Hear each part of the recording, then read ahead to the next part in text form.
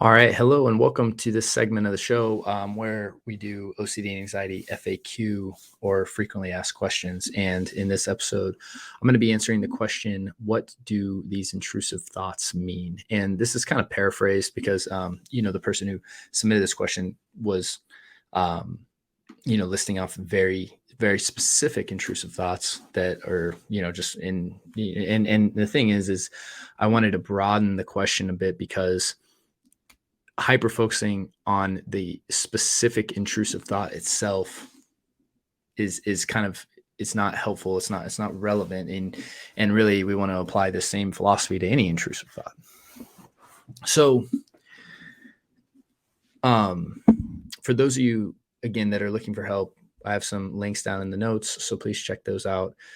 As far as if you're dealing with intrusive thoughts, looking for guidance, our whole Taking Back Control program, you can check out our workshop, you can check out our guide and our new book as well.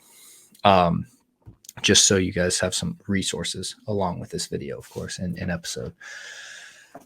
So when it comes to this idea of what do these intrusive thoughts mean, and then again, they can be harmful intrusive thoughts. They could be intrusive thoughts towards God. They could be, intrusive sexual thoughts. You can kind of fill in the gamut of whatever, right? And they usually kind of fall into those categories, but they could be about anything, right? The thing that's so important to remember with intrusive thoughts is the fact that you identify them as intrusive is really like the most fundamental part of this. And what I would say is you get to attribute what they mean and what they don't. Like the scariest part about intrusive thoughts is that there's this belief that there's this deep underlying sick meaning about them, about like, hey, what do they mean? And that belief is what I think creates the reaction, and I'd say the overreaction to them, because the reality is that the overwhelming majority of people, and they've done surveys and studies on them, have intrusive thoughts, have thoughts pop in their mind, and thoughts are generally fueled, especially automatic thoughts are fueled by emotion in the nervous system, and intrusive thoughts are usually fueled by fear, right? And that's why, they create a reflection of fear in the body when they produce, right? And so generally speaking, when people have intrusive thoughts, one of the ways that, that we know they're intrusive is because the person identifies them as ego dystonic, right? Meaning these thoughts are not a reflection of my self-concept, right? I don't want these thoughts. This is not behavior I want to engage in or ideas that I want in my mind, right? And they're happening automatically. The person isn't choosing to sit and, fester and, create and kind of fantasize about these thoughts. And that would be like the primary difference, right, that you'd be looking at if someone was having thoughts and it was concerning, so like, for instance, I can recall a case, right, that I once had where, and I've had hundreds and hundreds and hundreds of people, if not thousands by this point, that I've been in some form of communication with, whether it's in group or email or one-on-one, that are asking me about, I'm having these intrusive harmful thoughts or intrusive sexual thoughts or, intrusive thoughts about God or Jesus or the Virgin Mary. And they're having these thoughts and the same pattern. But we're going to use harmful thoughts as an example here, just be harmful, intrusive thoughts as an example here, because I want to try to spark the difference of what I'm saying. So in every one of those, the person's generally talking about a very a very stressed and fearful response to the idea of even talking about having certain thoughts that are popping in their mind. And again, they always say the thoughts are popping automatically. And again, when we start doing the correct interventions, generally speaking, right, they start to have a reduction in thoughts, the nervous system calms down, and usually they're able to, again, go back to living life how they were living it, right? And there was this one time, though, I was working with someone and they started telling me that, they had, these harmful thoughts. But the person was explaining how they would purposely fantasize and enjoy fantasizing about harming people. And these thoughts were not in any way ego dystonic. And in fact, the person like really found an enjoyment in fantasizing about these ideas of hurting people. And, I remember like being in the session with the person, and even just knowing so clearly right away that this was something very different than, you know, OCD and intrusive thoughts. And, ended up referring the person to just a different services because they just needed a different intervention than I could provide. So the point is that if another thing is okay, consult with somebody, right? If you don't know one or the other, consult with somebody and see. And like if you're getting the constant feedback that like, hey, this is OCD and anxiety, then you need to take that and go with it and trust that that's what this is.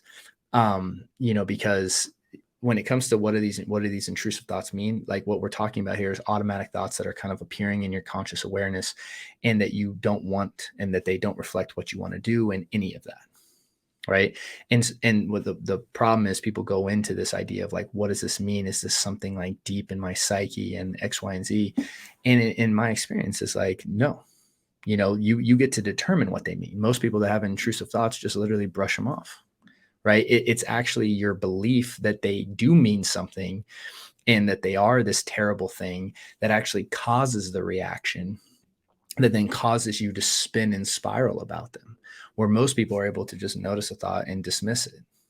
And in this belief that they mean something, right, or that they could mean something, or that X, Y, and Z is actually what causes this overreaction and then causes you to spiral. So when it comes to this idea of like, you always have control over, again, what you choose to believe, right? Like you can choose what you believe about intrusive thoughts, believe it or not. Right. Like that's one of like the biggest powers you have. Secondly, you also always have control over your behavior. Like if your mind says, I need to go get ice cream right now, and you're on a diet, you don't need to do that. Right. You really don't. Like you have the ability to use your willpower and override. And we're even talking about, and that's when we're talking about like, again, like, true desires. But with intrusive thoughts, there's not, any usually desire to follow up on that thought, right? There's actually a desire not to have that thought. And that's why remembering you have the ability to choose what to believe about the thought, and you also have to choose the ability to choose what you do with it. And understanding that you have those abilities is so important, because oftentimes we forget that or don't realize that we have that. And therefore we feel that we are at the whim of just whatever the mind is saying. And that's just not, this is not true, So, and again, I think having skill sets and tools is so important, which is why, again, like specifically with all mental compulsions and stuff like that, I'm such a proponent of learning and applying the AAA response, right? And I just obviously believe wholeheartedly in that process, because not only have I done it myself, right, to get results in my own life, but I've also worked with, I don't even know how many people at this point who have had, started putting into process and seen results for themselves. And so, if that's something that you're dealing with, I would encourage you to check that out. And also, again, if it is something where you're worried about, what is this? Yeah, talk to someone who specializes in intrusive thoughts, OCD, and anxiety. And like usually within 5-6 minutes of the conversation, the person's going to be able to tell you, what it is you're experiencing. Right. And so talk to someone. It's okay. But I would say, if you are dealing with intrusive thoughts, reach out to someone who has experience with intrusive thoughts, OCD, and anxiety, because just going to a therapist who has no training in this, I have seen situations where the person just doesn't understand, right? But for the most part, I would just encourage you to at least reach out and talk to someone who actually, again, is wrestling with intrusive thoughts, or I'm sorry, has experience with helping people who are wrestling with intrusive thoughts. Because, like I said, when you have experience and you've worked with this for a while, generally speaking, it's very, very clear when that is the issue and when it's not.